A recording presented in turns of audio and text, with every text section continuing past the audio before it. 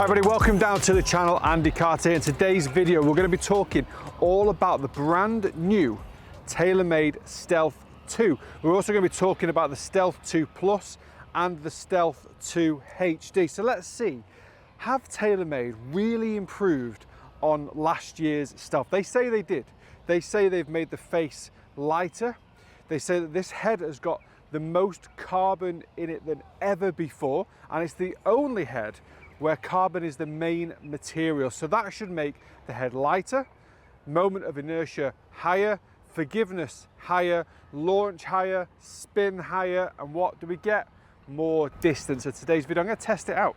Okay, I'm going to be checking my ball speed, my spin rate, my launch angle, and most importantly for me, because this is what I'm all about, distance, the carry distance. I'm generally looking for around about a 167, 168 ball speed, maxing out at maybe 170, and carry distance in and around that 290 marker. So let's see if this thing right here is as good as it says it is.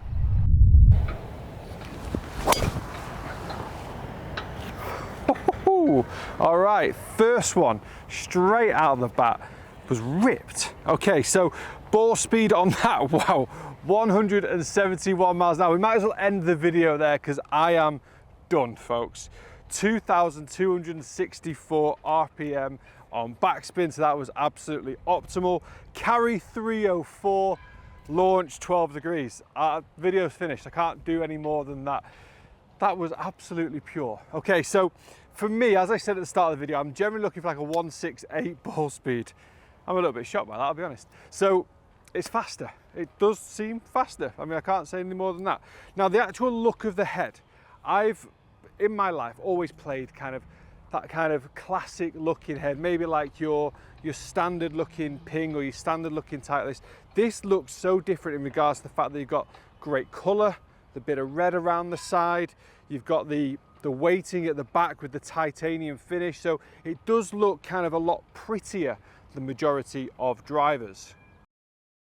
Just like the Stealth 1, we've still got the red face in there, so again it gives you that really nice finish. When you're looking down at the ball, you can see the kind of covering of the face at the ball, so you've got this kind of black matte finish on top of the crown, and then behind the matte finish you've got the carbon, which again gives that kind of more shiny look. So you've gone shiny into matte finish and then into the red face, so lots of contrast as you're looking down at the golf ball. Kind of gives you that real kind of sense of, yeah, this looks nice. But also as well, what it has got on the standard head and the HD head is the red outer perimeter, but it doesn't have it on the Plus. On the Plus, it's got the matte finish as well, all around the outside. So the red perimeter is designed to give you a slightly bigger feel, slightly bigger look to the head once you put it down. You're going to feel like the head's bigger. They say it generally helps with alignment as well. That bit for me, to be honest, is jury's still out. I'm not sure it's going to help massively with alignment, but it does look nice. Now, I was fitted down at the eGolf Megastore for the standard head. Again, as a high spinning driver player, I would normally expect to put myself in the Plus with a lower spinning head, but I'm actually gone into the standard head and just cranked the loft down a little bit to 7.75 degrees. So I've got a low lofted head to bring the spin back down, but I've got a little bit more weight at the back of the head. As with the Stealth 1 as well, the Stealth 2 does have the speed pocket, so it gives you that kind of feel, that power feeling off the top of the face as you come into impact. The only thing, Taylormade, you put loads of work into what is actually a really nice looking head. You could have come up with a better name, Stealth 2. Hopefully all of your mindset was on making the head so much better that you forgot to think of a better name. But hey, it's fine. Could have been like the Taylormade Hidden or something. But Stealth 2 is all right, it's fine.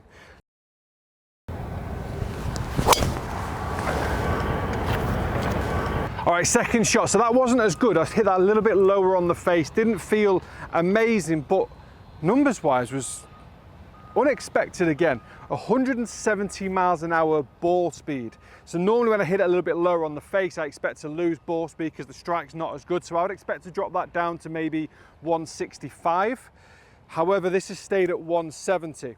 My carry distance has dropped down to 185. Again, as you'd expect, I've hit it lower on the face and I've added a massive amount of spin. So that's really spun up at 3,000 RPM. So I've gone right up from 2,200 to 3,000 because I've hit lower on the face and more, well, a little bit more out of the heel as well. So it does create a lot more spin. But what I haven't really lost on is ball speed, which is obviously what's going to help me continually get more distance.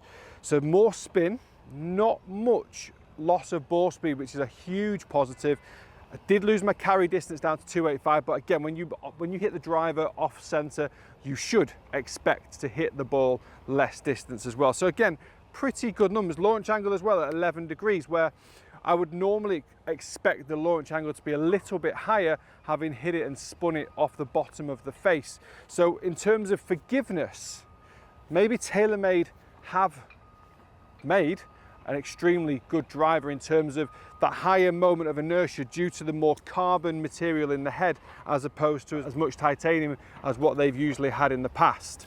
So one of the main changes in the face, and just when we thought we couldn't make drivers any faster, any better, any more forgiving, we always talk about how much further can manufacturers take their drivers, and what they've done with this face is made it 2 grams lighter.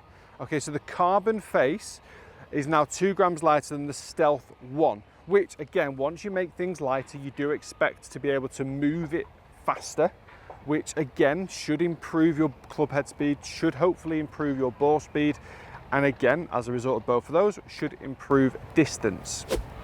Right, third shot. I mean, this does give off decent ball speed. I'm surprised, I'll be honest, at how much more speed it's got off the ball. Let's see if we can carry another one over 300. Oh, 171 ball speed is ridiculous. Now actually, there was a bit of a spinny ball fly again, so 2,800 RPM, a little bit spinny. Where did I hit it on the face? Probably just below center. It was a nice, to be honest with you, it was a nice strike. It just wasn't perfect, so it was a little bit spinnier than normal. Carry distance 289 yards, so again, decent carry. It's around 15 yards behind when I catch it absolutely pure, which once again, you would expect. If you're going to catch the ball pure and hit it optimal launch, optimal spin, the ball should go as far as humanly possible for you. But one thing that's going really well is the ball speed's not dropping. I'm yet to see anything in the 160s, which is fantastic and also very surprising. Oh, that was ripped. 170 ball speed yet again. Again, a little bit spinny. Strike felt pretty good. Launch angle was good at 11 degrees. Carry 288 yards. So the only thing I'm struggling with so far is just keeping that spin a little bit lower.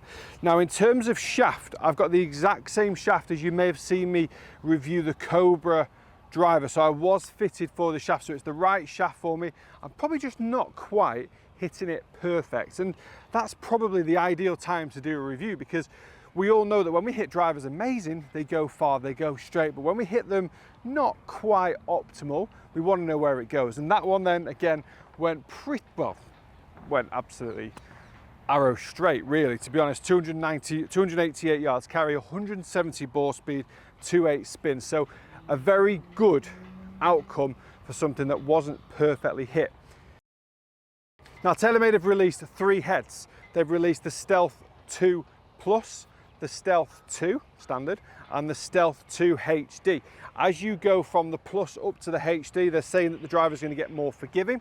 The weight on the back of the head gets heavier as you move more towards the HD, and the driver becomes faster and longer, but it also becomes more draw bias. So with the Stealth Plus, you've still got the track through the middle of the head, which allows you to go from kind of fade into draw bias depending on the individual player. You then get into the standard head, which is what I've got, and you've kind of got a more neutral setting. And then when you move into the HD, you've got a much more draw biased head for those that are struggling with that little slice or big slice, and for those that want to try and use the weight to help square the face up. So you've got 3 very good options. Again, the importance of custom fitting is huge. On all of these drivers, on every single manufacturer, forget just Taylormade, every single manufacturer, they will bring out different heads for different standards of player. So you've got to make sure you go into the right head, the right shaft, and the right setting for your game. Oh yeah, see you later, golf ball. 272, that's not 272 ball speed, 172 miles an hour ball speed, getting 295 yard carry. Didn't quite get my 300, but I'll take it. It was still absolutely sent. There's a part of me when I hold this, I feel a bit like Rory McIlroy, because I know he's gaming one, and Tiger. I just feel like I'm in that bracket.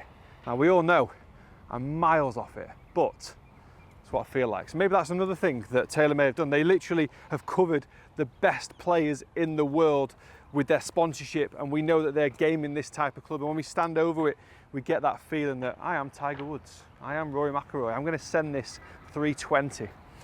Maybe the psychology of it, it's just genius from Taylormade. So guys, I hope you've enjoyed this video. I've covered all the bases on what Taylormade have hopefully improved on from the Stealth 1.